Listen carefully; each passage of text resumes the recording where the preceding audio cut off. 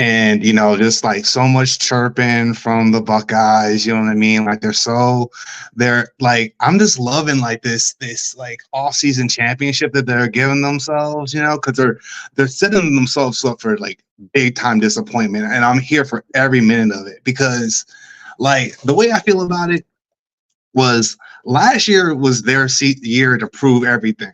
That the first 2 years was a fluke, Connor Stanley's, all this kind of stuff. And if they beat us, they could have said that. They could have said that, and it would have been hard to refute. Like we would have known better, but like it would have been hard to refute. But they couldn't do it. They still couldn't do it. And now they just got to eat it forever. Like it's almost like from now on, it doesn't even matter now because that was their one shot. Buckeye, that was your one shot, and you blew it. You blew it.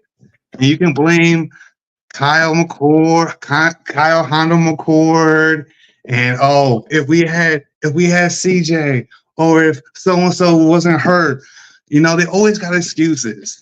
They always got excuses, but it's like for me, like this season, it's like it's going to be interesting because I mean, like after winning the Natty, and like I was at that Rose Bowl game, that was crazy.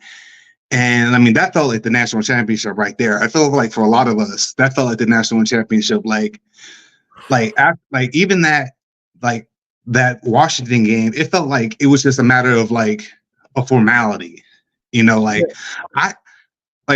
After I watched that first drive, I was like, they can't match us. They can't match us. No. And now now that we're moving to a 12-team playoff and like, the new conferences, it's like it's just not going to be the same. It's just not going to be the same. Like the prospect of playing the Buckeyes twice or possibly even 3 times, like we're not scared of that or whatever, but like it's just like that tradition is gone. You know what I mean? And like I feel like it takes a little bit out of the game because it was always once you lose, then that's it. Like you have to eat it for 365 days.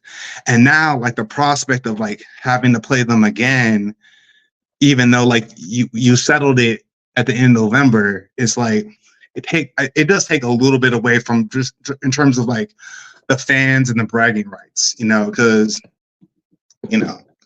but because you could have to play them in the end of November in the Big Ten championship and in the playoff. It's a possibility. Yeah. And now it kind of becomes more like college basketball now, where you can play like your rival like 3 times. You know what I mean? And it's just not the same. And I feel like we got our championship, we got our chip at the end of an era. And I just want to say something. I got 2 points and then I'll sign off. I just want to say for like anybody who's out there who is saying that, no, Michigan, like you got your championship, but it's tarnished. Like we'll always got an asterisk next to it, whatever. A lot of football fans who aren't our rivals fans don't feel that way. Like I watch so much coverage. I watch like pretty much after every big game, I go to like their fans like podcasts or YouTube and I hear what they're talking about. And like only Buckeye fans, Michigan State fans, and like every once and again, like somebody else will say, "Oh, like it's tarnished," or they'll say that. But like if you watch NFL guys, if you watch other podcasts that aren't trolls, like they're just like Michigan was the best team. You know what I mean? Did they cheat? Yes. But is it tarnished at all? No. And like that's it. Like no one's saying that Michigan didn't cheat. They didn't cheat. I mean, they cheated. But like the thing was, it's like don't act like it's the greatest offense in college football. You know what I mean? Like that's how they were acting at the height of the hysteria. They were acting like the sanctity of the game had been taken. And it's like, what are we talking about here? Like we're talking about college football where basically you got slaves on the field working for nothing. And you got these colleges and these donors making hand over fist. Players, gotta eat ramen noodles while the school is putting in, a new suites in the stadium. You know what I mean? Like, what are we talking about here? Players playing hurt, players playing with concussions, coaches cutting player scholarships to make room for transfers. Like, what are we talking about here? And then, he stole signs from a live game. Not even that, like, he dressed up and went to practice and like stole the playbook,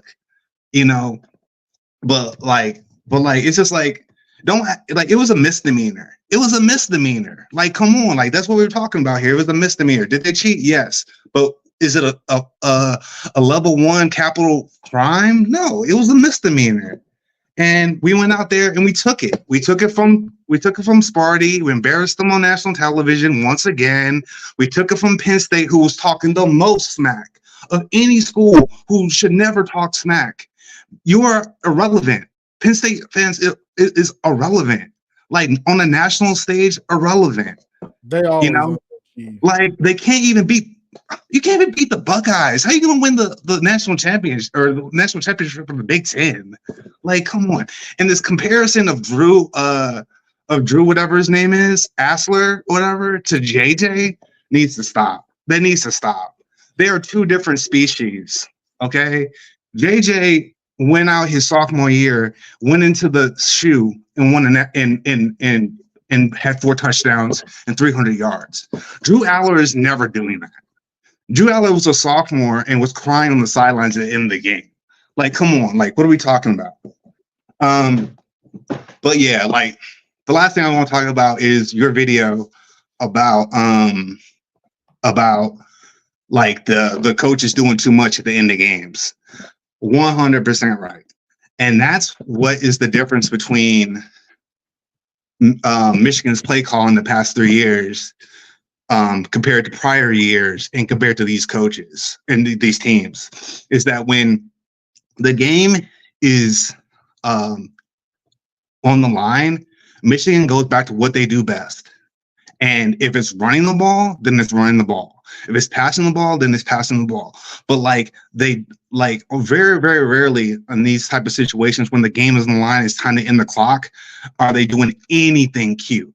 Anything cute. Mm-hmm. Like, I think back to the game this year. Like, we ran the ball on that drive like 8 times out of 12 plays. Most passes were short yardage passes.